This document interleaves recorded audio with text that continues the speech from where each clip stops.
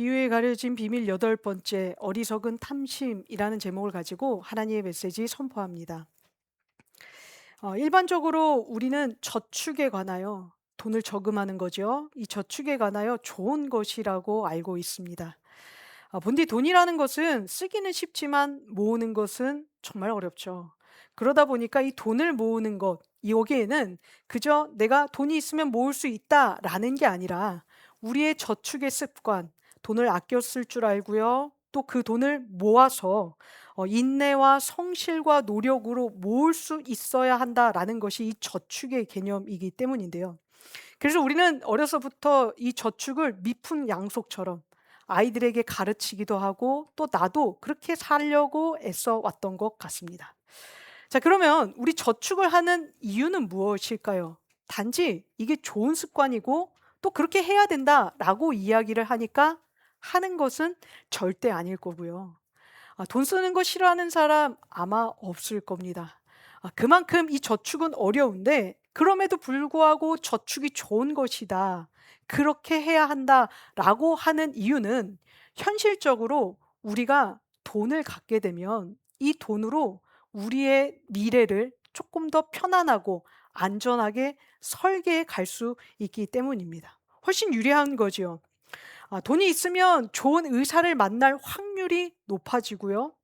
좋은 의사가 있는 좋은 병원을 찾아가면 병이 나을 수 있는 가능성도 커지면서 동시에 병을 고치면 우리가 행복할 수 있다라는 그 논리가 우리 모두에게 자연스럽게 들어와 있다 보니 좋은 의사를 만나고 좋은 병원을 가려면 그래서 내가 지금 닥친 이 문제를 해결하여 더 행복해지기 위해선 돈이 필요하겠구나라고 생각하는 것. 이것도 사실 뭐 틀린 말은 아닌 것 같은데요. 돈이 전부는 아니라고 모두들 이야기할 거예요. 가족 간의 화목도 중요하고 또 나의 어떤 정서적인, 지적인 그런 능력도 중요하고 많은 것들이 중요하다 하지만 그럼에도 돈이 많으면 좋다라는 것에 모두가 동의하십니까? 그럴 수밖에 없는 게 오늘 우리가 살아가고 있는 현실인 건데요. 하지만 오늘 예수님은요, 돈이 많으면 좋다라는 이 논리에 브레이크를 걸고 계십니다. 급제동을 거신 건데요. 이 잘못된 저축의 동기, 돈이 많으면 좋다라는 이 잘못된 저축의 동기가 우리 마음 안에 한켠에 자리를 잡게 되면 이 마음이 어느 순간 나도 모르는 사이에 탐심으로 빠져버릴 가능성이 있기 때문인데요. 저축에 앞서서 왜 돈을 모으는가 이것을 생각하지 않으면 이 돈을 가지고 나는 무엇을 할 것인가 이것에 대하여 염두하지 않으면 어떻게 보면 잘못된 저축이 우리를 악으로 인도하게 될 것이다 라는 말씀입니다. 그렇다고 오해하지는 마십시오. 예수님이 저축은 곧 탐심이다. 돈을 모으는 것은 너는 욕심쟁이다 라고 말씀하시는 건 아니에요. 다만 왜 저축하는지 알아야 이 돈이 아니라 우리가 하나님을 더 의지하며 우리의 영적 부유함을 위하여 살아갈 수 있기에 오늘 돈을 모으는 동기, 여러분들이 어떤 동기로 돈을 모으시든 상관없어요. 그러나 그 동기에 앞서 하나님이 우선되어 있는가를 우리는 먼저 점검해 볼 필요가 있는데요. 어떤 동기가 지혜로운 것인지 한 부자의 어리석음 탐심을 통하여 우리에게 말씀해 주실 때 이 말씀을 듣는 저희 모두가 그 동기보다 앞서 먼저 믿음이 세워져 영적인 부요한 자들, 부자들이 될 수 있기를 예수님의 이름으로 축복합니다. 자, 오늘 화두가 된 이 어리석은 탐심을 보게 되면 오늘 우리 시대에서도 종종 볼 수 있는 그런 유산 상속의 싸움에서 발단되고 있는 것을 보게 되는데요. 본문 13절입니다. 우리 본문 13절 말씀 같이 한번 읽어볼게요. 시작. 무리 중에 한 사람이 이르되 선생님, 내 형을 명하여 유산을 나와 나누게 하소서 하니. 아멘. 본문의 문맥상 지금 예수님 앞에는요 수많은 무리가 모여 있었다라고 누가복음 12장 1절을 시작하면서 이야기를 했고요. 그리고 1절부터 12절의 말씀을 통하여 우리는 예수님이 제자들을 한창 가르치고 계셨다라는 것도 알고 있습니다. 자, 그런데 예수님의 말씀이 끝나자마자 무섭게 한 사람이 예수님께 찾아온 거예요. 그러면서요 그는 예수님이 지금까지 하셨던 가르침의 내용이 아닌 지금 자기가 처한 그 현실적인 문제, 자기가 고통받고 있는 이 형제와의 다툼 이야기를 꺼내기 시작했는데요. 자, 오늘날에도요, 상속 과정에서는요, 형제들끼리의 싸움은 아주 비일비재하다고 합니다. 또 너그러운 언니, 오빠, 동생 이런 사람들이 모인 집은 또 안 그럴 수도 있겠지만요. 대부분의 어떤 집들을 보게 되면 그 특정의 어떤 금액이 있다고 이야기를 하는데요. 거기에 대해 한 유산 상속을 전문으로 하는 변호사는 30억 이상이 넘어가면, 부모가 자녀에게 남겨주는 재산이 30억 이상이 넘어가면 반드시 싸우게 되어 있다라고 이야기를 하더라고요.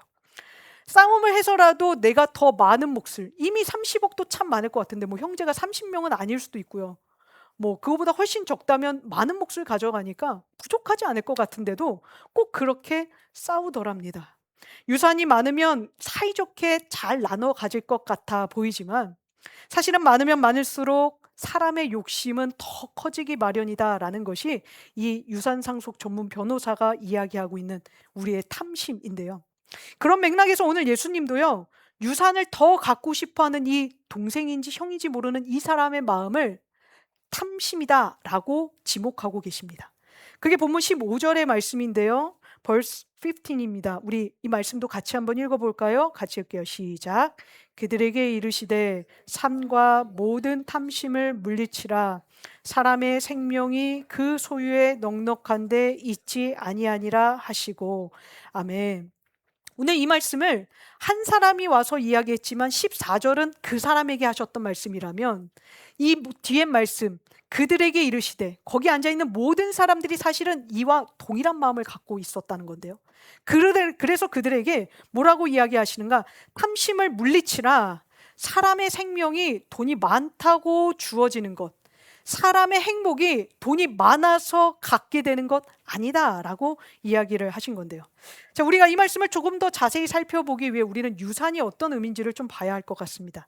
자, 유산은 여러분들도 잘 아시는 것처럼요, 부모님이 내게 남겨주신, 부모가 자녀에게 남겨준 땅이나 돈과 같은 그런 재산적 가치를 뜻하는데요.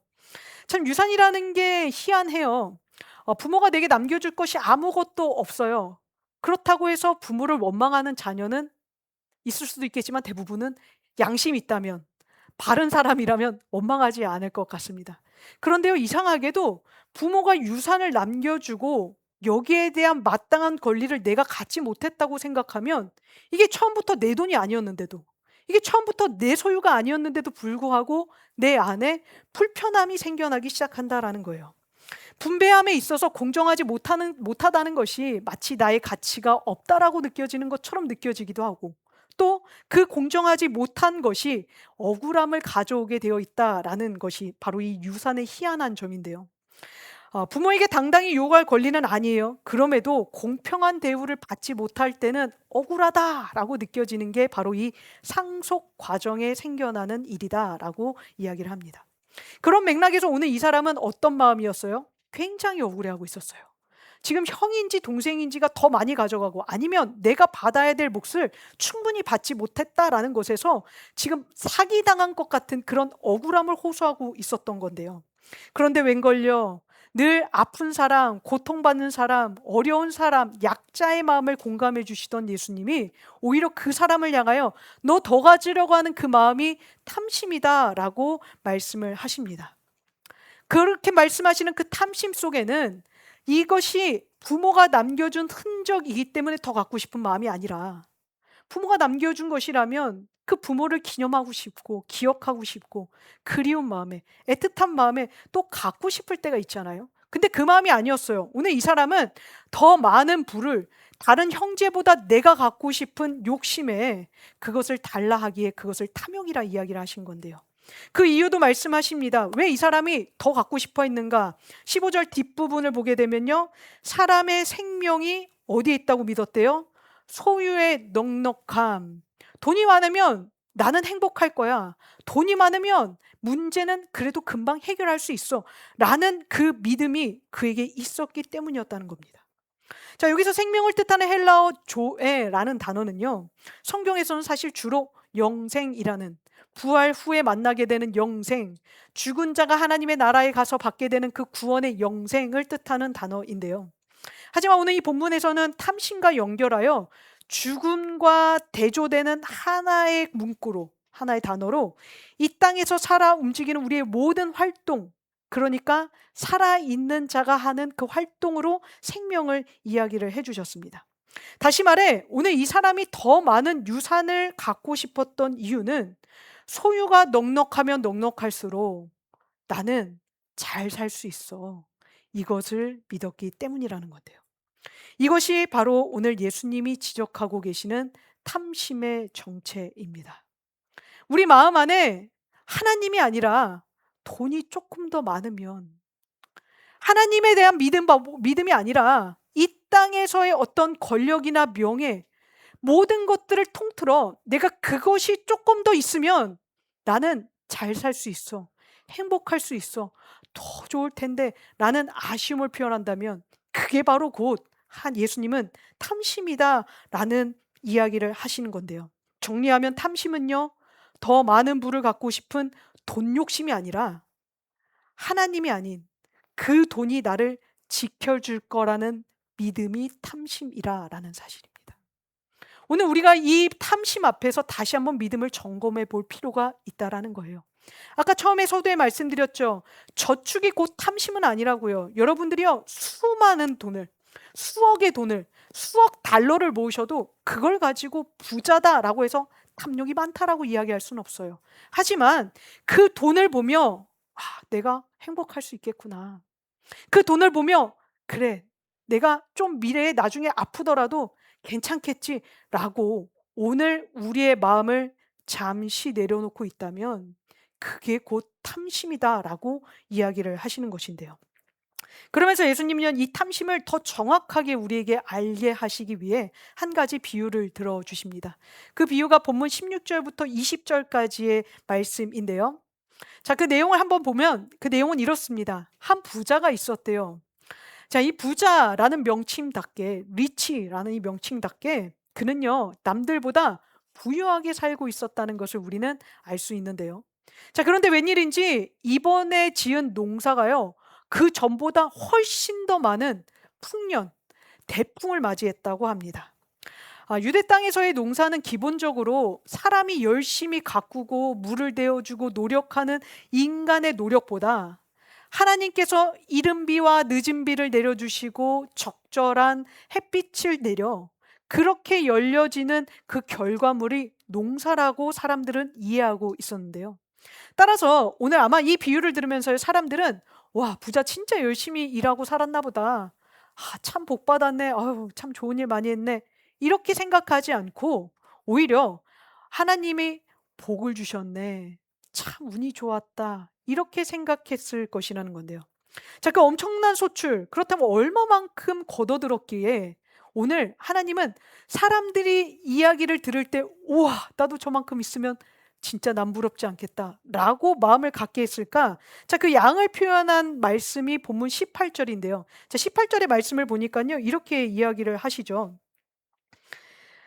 또 이르되 내가 이렇게 하리라, 내 곡간을 헐고, 곡간을 더 짓고가 아니라 곡간을 헐고 그 헌 자리에 더 크게 지어 내가 물건을, 곡식을 거기에 쌓아두겠다라고 이야기를 하는데요. 원문 성경을 보면요, 이 곡간이요, 단수가 아닌 복수로 소개되어 있습니다. 영어 성경을 보셔도 그럴 건데요. 다시 말해 이미 그는요, 한 개의 곡간을 가진 사람이 아니라 여러 개, 다수의 곡간을 보유한 진짜 부자 중에 부자였다라는 이야기인데요. 자, 곡간은 어떤 곳인가요? 곡간은 그 해 수확한 곡식을 다음 해까지 먹기 위하여 저장하는 공간이 곡간입니다. 여기선 사람이 생활하지 않아요. 혹은 무슨 별장처럼 여기를 드나드는 곳이 아니에요. 다시 말해 사람들이요, 많아봤자 곡간을 한 개 정도 갖고 있으면 그 한 해를 지나며 그 곡간을 사용하는 것이 일반적이었다라는 건데요. 그런데 오늘 이 부자는요, 그 곡간도 여러 개가 있었답니다. 적어도 한 개는 아닌 거예요. 두 개는 넘게 있었다라는 거예요. 그렇다면 오늘 이 부자는요, 그 1년 동안 비어진 곡간의 자리를 그 해에 거둬들인 수출로 다시 채워 계속하여 하다 보니 조금씩 더 늘어났겠구나. 다시 말해 이 사람은 농사의 수완이 사실은 조금은 좋은 사람이었구나라는 것도 우리는 예측할 수 있게 되는데요. 그런데 이번 해만큼은 자기의 실력이 아닌 하나님의 은혜로, 하나님께서 주신 복으로 더 많이 거두었다랍니다.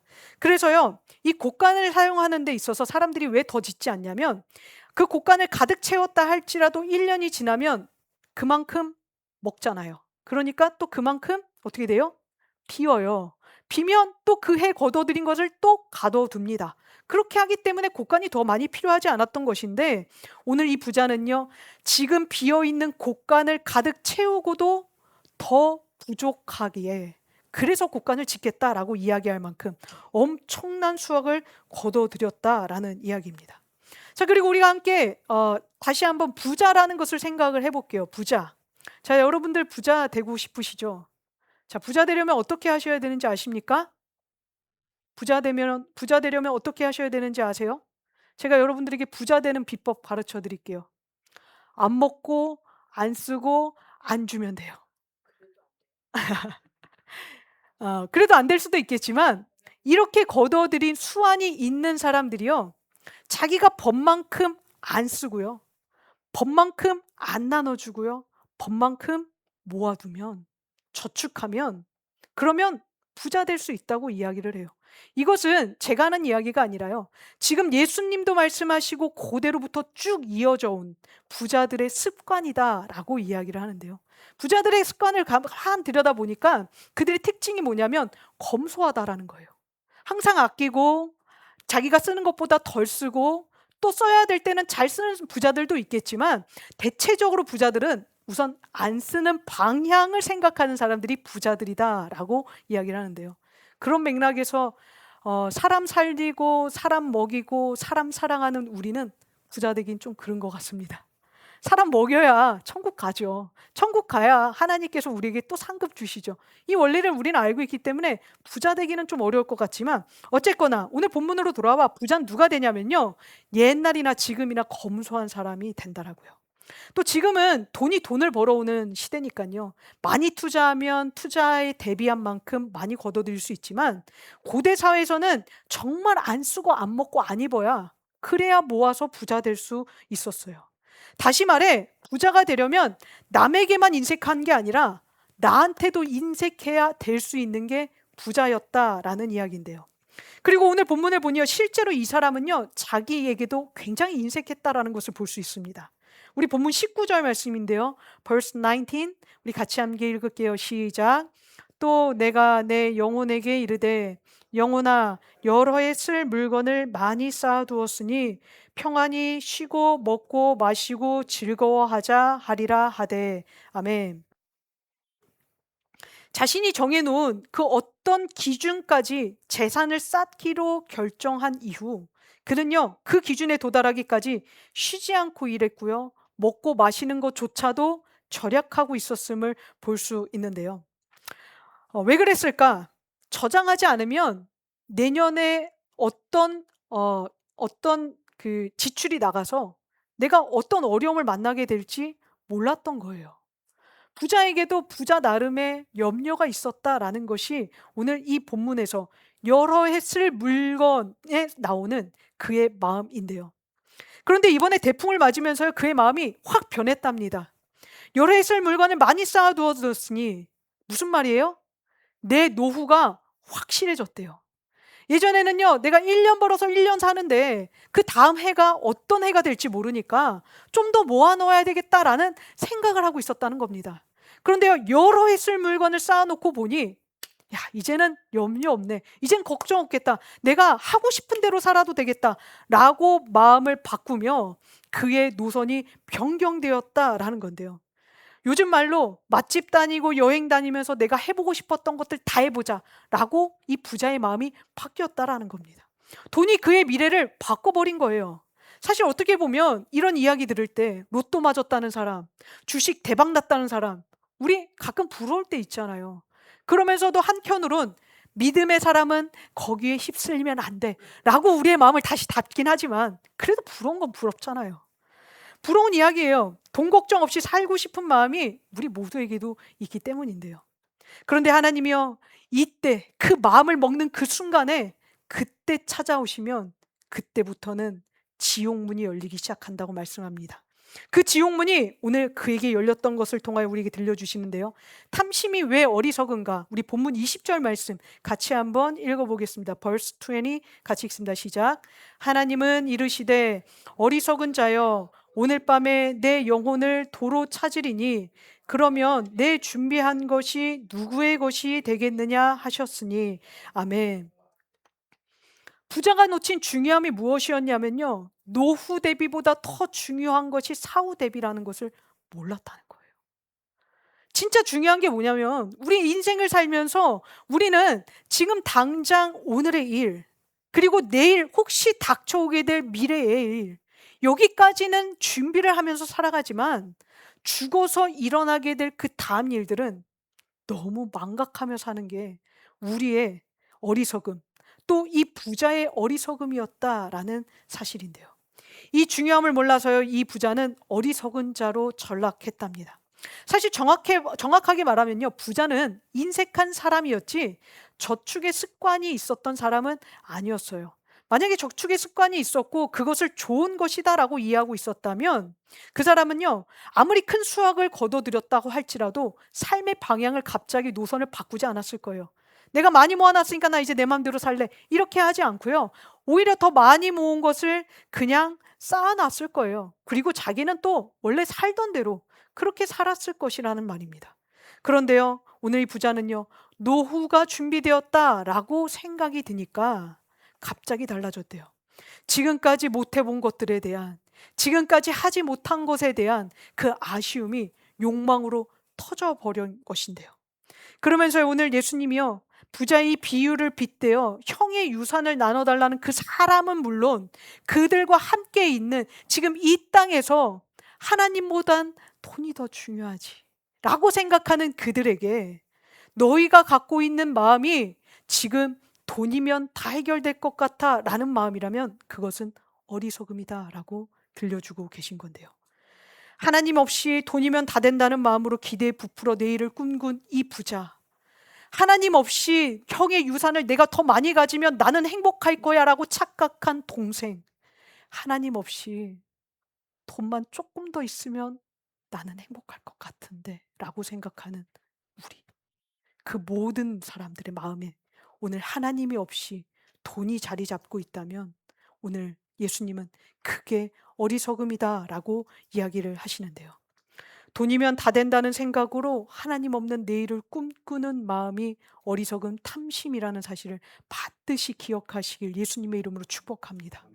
이거 잊어버리면요, 우리 또 어느 순간 저축의 마음이 탐심이 되고요, 탐심이 하나님의 자리를 돈으로 갈아치워 버려요. 순간 일어납니다. 뿐만 아니에요, 지금은 돈을 이야기 말씀하셨지만 우리의 마음이 자녀에게 빼앗기고요, 우리의 마음이 명예에 빼앗기고요, 우리의 마음이 자존심에 빼앗기고요, 우리의 마음이 하나님이 아닌 이 땅에 있는 그 어떤 소유에 빼앗기기 시작하면 그 자리에 그것을 채워 넣기 위하여 우리는 앉아 계셨던 하나님 보고 당당히 요구합니다. 내려와 주십시오. 나는 지금 돈이 필요합니다. 건강이 필요합니다. 자녀가 잘 되는 게 필요합니다. 내 자존심이 세워지는 게 필요합니다. 이게 바로 오늘 우리가 경계해야 할 어리석은 탐심이라는 사실인데요. 정리하면요, 탐심은요, 돈이 가장 안전한 수단이다라고 여기면서요, 소유를 더 얻고자 하는 마음이 탐심이에요. 이거 하나 더 가지면 괜찮아질 거야. 내 자녀 잘 되면 난 행복할 거야. 내가 건강해지면 나는 더 이상 슬픔이 없을 거야. 이게 탐심이에요. 어리석음은 무엇이냐?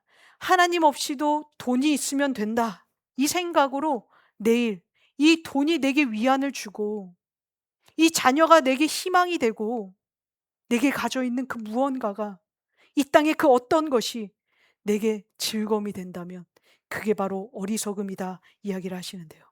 결국 이 두 가지, 어리석음과 탐욕은요, 소유를 더 얻고자 하는 마음과 내일을 꿈꾸는 이 마음은요, 계속 서로 끌어당기며 우리로 하여금 이 땅에 재물을 쌓으면 하나님께 부여하지 못한 인생으로 이끌어간다 이야기를 하시는데요.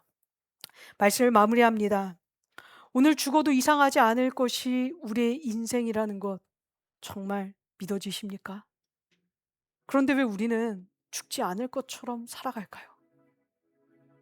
왜 내일을 위하여 오늘 무언가를 열심히 해야 된다라고 생각하고, 그것이 없으면 내가 오늘 당장 행복하지 않은 것처럼 느껴지냐는 말인데요. 그래서 우리가요, 이 땅을 살면서 더 많이 신경 쓰는 시간, 그 시간이 어디인지를 생각해 봐야 합니다. 나는 사후 대비에 더 많은 시간을 쏟는가? 아니면 노후 대비하느라 지금도 바쁜가? 우리의 마음이 이 둘 중 어디에 쏠려 있는가를 통하여 우리는 지금 믿음의 삶을 살고 있는지, 아니면 이 땅에서 욕심의 삶을 살고 있는지를 볼 수 있는 건데요. 예수님은 오늘 사후 대비를 하지 않고 노후 대비를 하는 그 인생을 어리석다라고 이야기하시며, 진짜 중요한 건 이거래요. 오늘 내가 하나님 만나면 뭐라 말할까? 그 할 말을 준비하는 시간은 오늘밖에 없기에 그 할 말을 준비하는 시간으로 오늘을 사용해야 된다 말씀하시는 건데요. 오늘 형의 유산을 더 갖고 싶어하는 이 사람에게 그의 부모님은요, 넉넉한 소유는 물려줬는지 모르겠습니다. 그런데 믿음은 주지 못했대요. 그래서요, 하나님은 없어도 돈이 더 있으면 될 것 같아요. 그 마음으로 열심히 하나님의 나라가 어떤 곳인지, 너희들에게 닥치게 될 미래 운명이 어떤 것일지 열성을 내어 목소리 높여 말씀하시는 예수님께, 예수님, 그 천국 지옥 말고요, 나 지금 돈 더 필요하다고요. 돈 주세요. 돈 더 갖게 해주세요. 내 형 좀 설득해 주세요. 이야기하고 있는 이 어리석은 탐심, 어디에서 왔는가? 이 땅을 사랑하는 것, 부모가 물려주지 못한 어리석음에서 왔다 이야기하시는 건데요. 가장 중요한 믿음을 물려받지 못한 그는요, 이 땅의 소유에 집착하며 마치 이 땅에서 영원히 살 것처럼 하나님보다 돈을 더 원하며 살았답니다. 오늘 우리는 어떻게 삶을 살고 싶으십니까? 주어진 시간, 저도 마찬가지예요. 지금까지 산 날보다 살 날이 더 짧을걸요. 장담할 수 없잖아요. 그렇다면 우린 이제 무엇이 더 필요할까요? 하나님도 필요하지만 돈도 필요해요. 두 가지 다 필요한 것 같아요 라고 말할지라도 그것은 탐심입니다. 재물과 하나님은 겸하여 섬길 수 없기에 하나님은 오롯이 나를 선택하라, 그 나라를 선택하라, 오늘도 그 나라를 얻기 위하여 성령을 구하라 말씀하고 계신 건데요. 우리 남은 생애 동안 억만금을 주어도 나는 예수님을 바꾸지 않겠다, 예수님이 내게 훨씬 더 귀하다라고 고백함으로 우리의 내일을, 사후 준비를 더 열심히 해 갈 수 있는 우리 모두 되기를 예수님의 이름으로 축원드립니다.